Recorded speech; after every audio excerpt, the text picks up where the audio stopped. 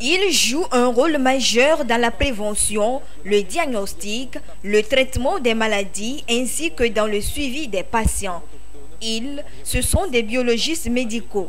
Cette branche de la médecine conventionnelle est en pleine évolution au Togo.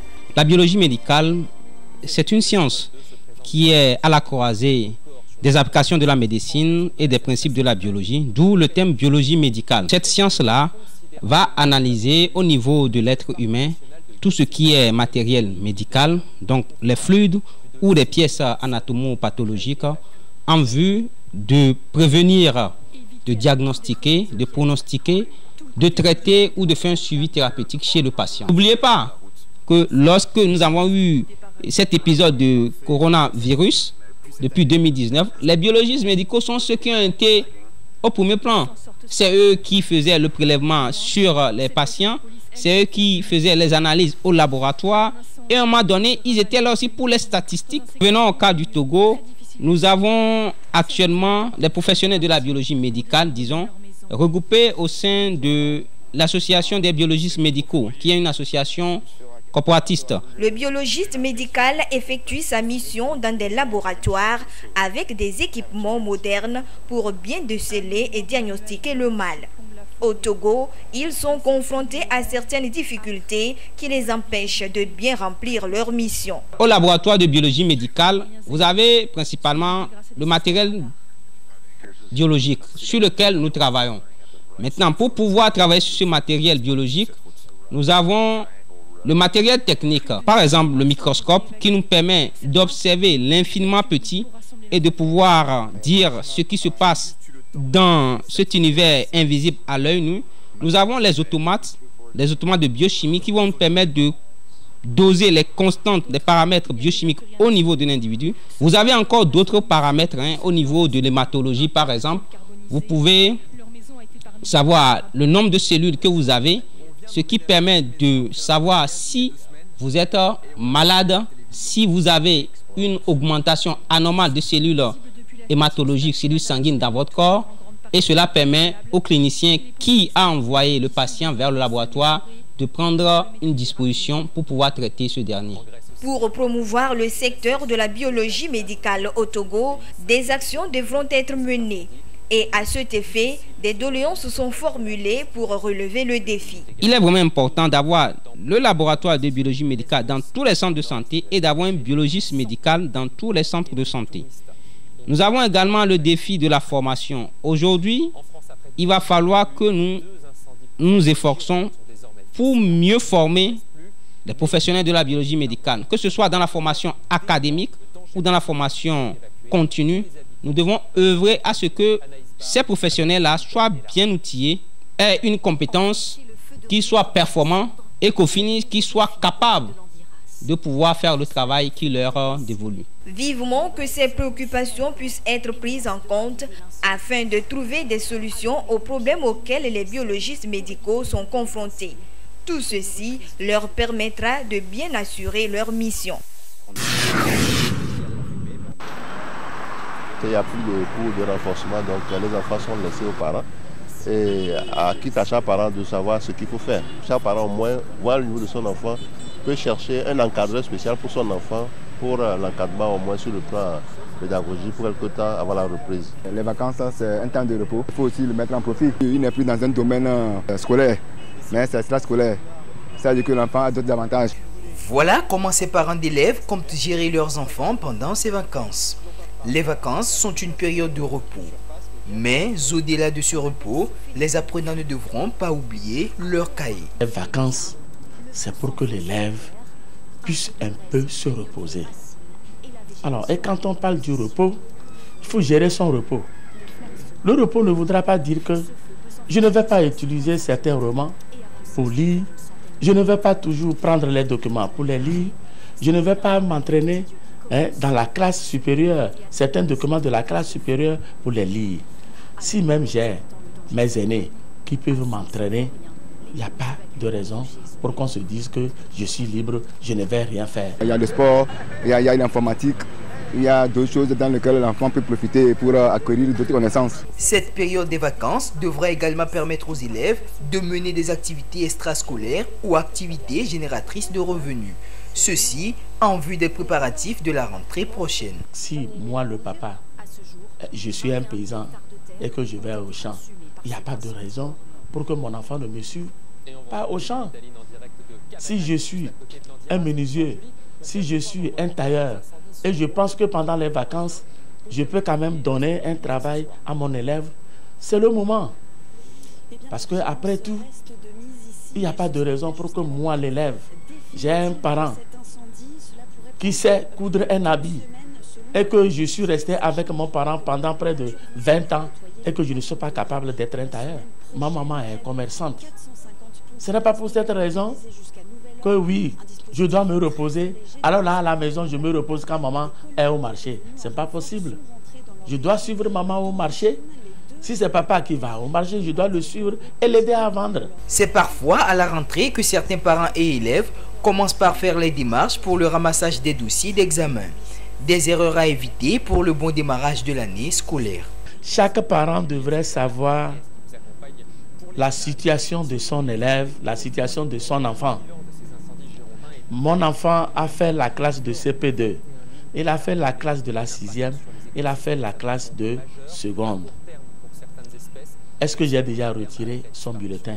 S'il laisse qu'à la rentrée, c'est en ce moment qu'il prépare cela. Non, ce n'est pas bien. Aujourd'hui, la classe de 3e, avant d'aller à l'examen, vous devez avoir votre attestation de CPD. Vous allez trouver que c'est au moment où, c'est après la rentrée que les gens courent dans les inspections pour chercher les attestations de CPD. C'est dans ces vacances-là qu'il faille le faire. Donc vous devez récupérer ce qu'il faut pour votre enfant qui va passer le BPC. Alors vous devez le faire également pour votre enfant qui va passer le bac 1, le bac 2. Avoir tout le dossier nécessaire pendant ces vacances. Il est aussi important d'avoir un œil regardant sur les enfants pour assurer leur sécurité pendant ces vacances. La mise en application de ces conseils permettra aux enfants de mieux gérer leurs vacances et d'assurer une bonne rentrée scolaire 2022-2023.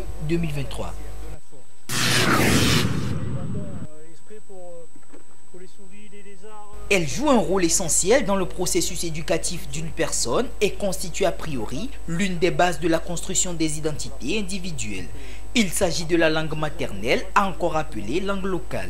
Chez l'enfant, c'est elle qui garantit le décollage intellectuel dès le bas âge en lui apportant l'élément fondamental d'équilibre, lui permettant de verbaliser sa pensée et de s'intégrer harmonieusement dans le monde qui l'environne. Au Togo, l'on compterait une quarantaine de langues locales, dont l'Evé et le Kabyé, qui, elles, sont reconnues comme des langues nationales. Que ce soit ici au Togo comme ailleurs dans d'autres pays, les langues locales jouent un rôle important dans le développement des communautés. Les langues locales, c'est la marque de l'identité culturelle en réalité. Nous sommes en Afrique, et donc chaque peuple avec son patois. Et ces langues-là permettent de faire asseoir nos identités culturelles, nos traditions, nos mœurs, nos us et coutumes, etc. Qui parle de patois, qui parle de culture, qui parle de civilisation, parle de la langue. Alors, nous constatons que les langues meurent à petits coups et donc ce sont les traditions, la culture qui meurt comme ça. Alors, nous avons pris la chose de sérieux. Et nous voulons vraiment faire croire à tout le monde, à la population, à tout individu, que pour garder son identité culturelle, il faut vraiment maîtriser sa langue locale, sa langue maternelle. Et donc, maîtriser la langue maternelle, c'est pérenniser la culture. C'est pérenniser sa culture, c'est pérenniser sa civilisation, ses coutumes et autres. Malheureusement, fort est de constater que ces langues locales de nos jours sont en train de perdre de la valeur face aux langues étrangères telles que le français, l'anglais et bien d'autres qui servent de langue nationale dans plusieurs de nos pays africains. Une situation déplorable face à laquelle certains promoteurs de langues locales ne restent pas indifférents. Et pour revaloriser ces langues, ils mettent en place certaines initiatives. Nous avions mis en place une structure de formation et nous essayons d'enseigner ces différentes langues-là aux apprenants, à ceux qui sont désireux et qui cherchent à garder toujours la culture. La formation n'est pas aussi ce que nous voyons à l'école. Nous avons retenu le samedi et la journée de samedi est consacrée pour ces langues-là. On commence à 15h et on finit à 20h ou 21h. Réintégrer l'apprentissage des langues locales au sein des programmes scolaires, c'est l'un des combats actuels de ces didacticiens et linguistes. Pour ce faire, ils en appellent à la responsabilité tant des parents que des autorités éducatives du pays. S'il faut donner un conseil à la population, je les exhorterai à accepter, maîtriser leur langue maternelle. Ce qui lui permettra de garder l'identité culturelle, de garder sa culture, de garder ses traditions là où il est né. Je lancerai un appel vraiment à nos autorités de promouvoir les langues locales comme nous le pensons ici. Je souhaiterais que ces langues locales, nous sommes au Togo, Ewe, Kotokoli, Kabie, Moba, Koso, soient des langues qu'on puisse intégrer dans nos programmes scolaires, qui obligeraient les élèves à prendre la chose au sérieux et pour pouvoir les maîtriser. Cela nous permettra de garder nos coutumes et autres. Il revient donc à tout un chacun de jouer sa partition afin de contribuer d'une manière ou d'une autre à une meilleure promotion de ces langues qui représentent nos identités d'origine.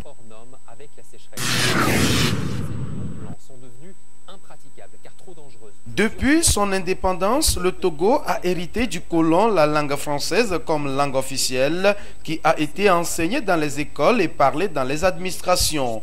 Dès lors, les langues maternelles ont été abandonnées, voire oubliées. Grâce à la réforme de 1975, le kabye et l'ewe ont été retenus comme langue nationale afin d'être enseignés dans les écoles. Fort malheureusement, plusieurs difficultés ont freiné la dynamique et les langues maternelles continuent de subir l'influence de celles occidentales. Aujourd'hui, il s'impose un changement de paradigme et c'est ce qui justifie le projet École et langue nationale lancé par l'UNESCO au profit de ses pays membres à l'instar du Togo. Hier, on interdisait les mêmes langues maternelles dans les salles de classe, mais aujourd'hui, on fait leur promotion. Pourquoi? C'est parce que les études scientifiques ont révélé que l'enfant qui commence ses premiers pas dans sa langue maternelle avait des aptitudes beaucoup plus qui le poussaient vers la réussite scolaire. L'introduction de la langue maternelle dans le système éducatif est une nécessité pour préserver le patrimoine culturel du pays, rapprocher davantage les peuples et faciliter le développement endogène. Mais pour y parvenir, des défis sont à relever. Les formateurs font défaut. Ceux qui doivent enseigner l'ewe au sud et le kabye au nord, on n'en trouve pas. Et puis, ce n'est pas tout enseignant qui enseignait ça. C'était un enseignant qui était de l'ethnie concernée et qui s'était formé, qui pouvait vraiment aller dans ce sens-là. Mais aujourd'hui, nous avons vraiment un problème de formation. Nous devons former des enseignants. La deuxième chose, c'est le matériel didactique. Le problème du matériel didactique se pose cruellement. L'autre aussi défi à relever, c'est le financement. Tant que nous n'arriverons pas à inscrire l'enseignement bilingue dans le budget de l'État et que nous allons dépendre toujours des partenaires, il faut vous avouer que nous ne pouvons pas arriver au bout. Dans cet élan, les parents ont aussi un rôle à jouer. Vous avez de ces parents-là qui, même à la maison, n'arrivent même pas à parler la langue maternelle à leurs enfants. Ils s'expriment toujours en français, ils laissent de côté la langue maternelle. Donc, et tu vas voir un enfant à 2 ans, 3 ans, le parent va se bomber le torse. Oh, mon enfant, il parle bien français. Nous ne sommes pas encore sortis de l'ornière. Le Togo compte plus d'une quarantaine de langues locales. Nécessité de les promouvoir toutes. Pour le gouvernement, il faut y aller d'abord avec les langues codifiées que sont le kabye et l'ewe. Il revient à chaque citoyen d'apprendre sa langue maternelle et de la valoriser, car au-delà de son caractère communicationnel, une langue maternelle est avant tout une identité personnelle.